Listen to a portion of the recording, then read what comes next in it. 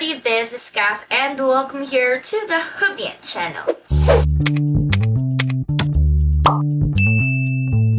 So for today's vlog, I am going to be sharing to you guys some tips on how you can use your iPad as a laptop. For some reason, actually, I just thought of this content and I feel like it's very interesting because most people are actually hyped in buying in buying iPads instead of laptops for their work, um, for their studies. So I think it will be a great opportunity for me to share my experience because I've got to experience working on my iPad. So I've been working for like 4 months using just an iPad without desktop or laptop. But yeah, it has also pros and cons that we'll be talking about later on this video. So I hope that you guys will keep on watching. So first up, my iPad is iPad Air Generation 4. So this one is in color pink.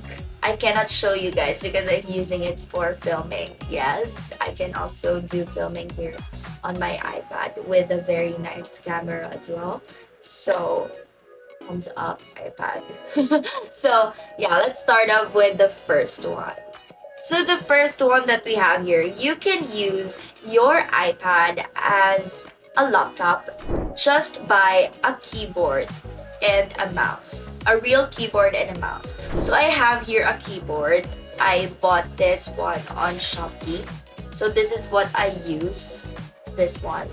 And also I have a mouse here, but I'm using it right now for my laptop. So yeah, you buy a mouse, so it'll be very much easier for you to drag files, to type, because it's really hard to type on screen, on the touch screen, when working. So I have to use a keyboard in order for me to work faster than the usual.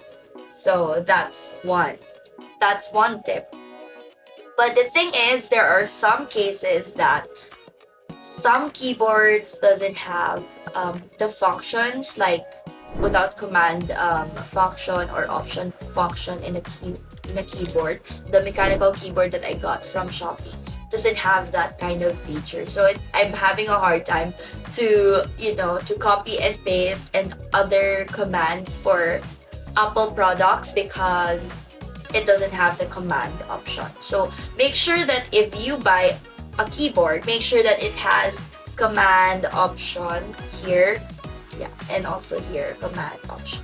So yeah, let's head on to the next one. Alright, so the next tip is that you have to download apps that are helpful for your work, for your studies, and many more. So it's just like choosing the right app for your iPad. We all know that we have here Notes, Keynote, we have Pages on iPad. But the thing is, there are much more helpful apps that you can use for work, for studying, and for many more. So one of those is the Microsoft 365. It's very helpful because it has Word, it has PowerPoint, it has OneNote, it has Excel. But yeah, it's kind of expensive. So we have an alternative here, which is the Google Docs and the Google Sheet.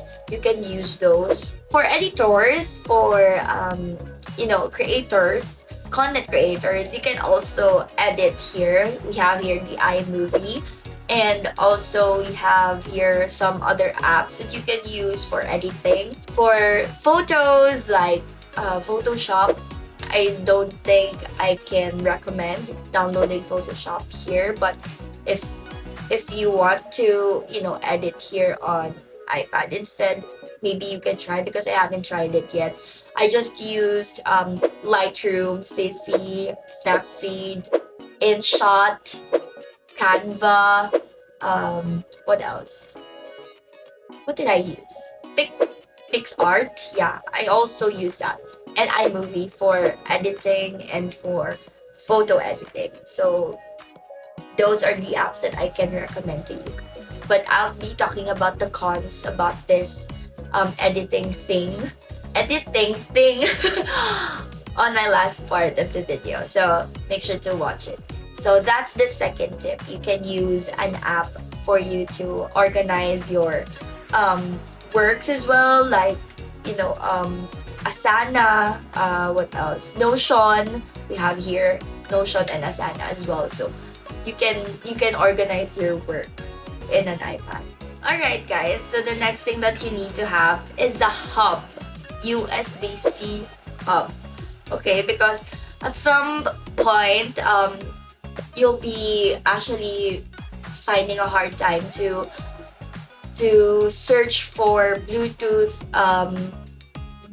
or wireless keyboards and mouse. So you need to have these kind of hub. So yeah, I have here too. So this one is the first one that I got, but it only have one USB port. And we have here also an audio port. We have HDMI and for charging. So this one is very helpful for me, though I've never tried yet the audio one because I think it's not working. I don't know why, but I just really need this hub during that time. So I don't have enough time to return it to the seller and have it change or whatsoever. So yeah, and then I got the second one because I need more USB port. So yeah, this one, you can use this one as well on your iPad because it's type C and it has a lot of USB port, 1, 2, 3 and 4. So you have 4. And then this one for HDMI. I also tried this one, it worked. You can watch Netflix like on a TV, on a bigger TV, because if you don't have smart TVs at home but you have HDMI, you can use it. Okay, that's a good one. Versatility for iPad. So the last thing that I'll be sharing to you guys is that you can actually do multitasking here on iPad. So we have here a feature of split view, where you can work on, for example, you need to open your Messenger while you are working on a Google Sheet. So we have here split view. So it will just show you two views of the app. The first one is the Messenger app, and the second one is the Google Sheet or the Google Docs. So it will be very much easier for you to answer on Messenger or to answer in emails and while doing your work on a Google Sheet or a Google Docs. So that is a very nice feature of an iPad, which the laptops doesn't have. Okay, so that's very a very nice feature of an iPad. And also you can have 3 splits, okay, up to 3 splits. So you can have here the what do you call this? You can hide the Messenger and then you use both Safari and Google Sheet. So you can just click on the arrow on the side of your iPad. It's hidden, so you just click that arrow, and then when you click that arrow, the Messenger app will appear, just like that. And it also has a dock where you can organize your files or your apps. I mean, where you can customize your whole iPad home screen. So that's a pretty much good feature of an iPad. So I guess that's all the tips that I can give you guys. Now we're going to talk about the pros and the cons of iPad as. Alright, so now we're going to talk about the pros and the cons of an iPad as your replacement for laptops. The first one is that iPad is very handy. Okay, you can bring it wherever you want and anytime, anywhere you can use it. Okay, so especially if you have the Magic Keyboard, because it has the keyboard and the trackpad, and you just have to bring your iPad with you. That's the case already. Okay, that's the iPad case already, the Magic Keyboard.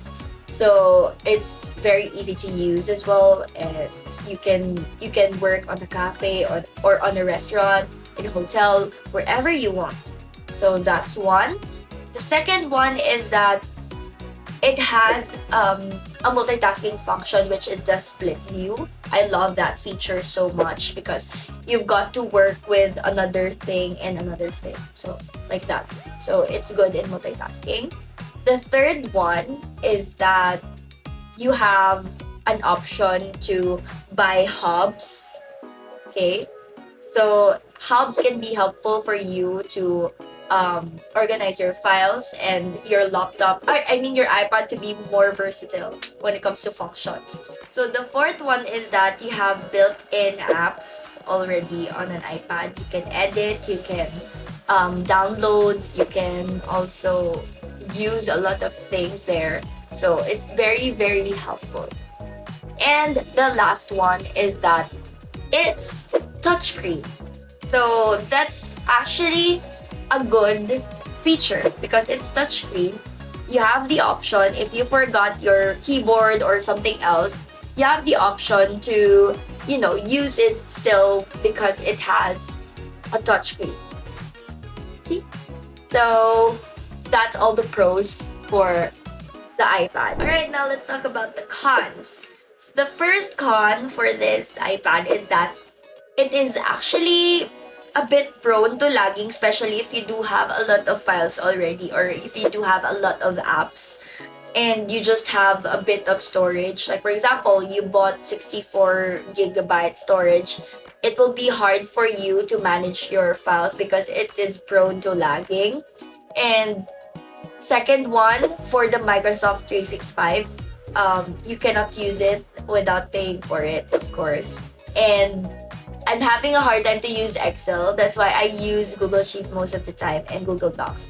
Because when I open a file, a bigger file on Excel, it's taking too long. Like, for example, I can wait for like 5 minutes and it's still loading. So that's the thing about iPads. It's not really as heavy duty as a laptop.